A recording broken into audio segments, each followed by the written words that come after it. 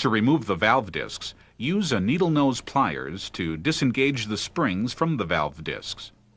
Disengage all the springs. Then remove the 12 Phillips screws on the top plate. Lastly, lift off the top plate to expose the valve discs. The valve discs are self-aligning. They should be examined, and worn or damaged discs should be replaced with a new set. Valve discs have decoupling grooves for easy flexing and for better sealing. There are a total of 6 discs.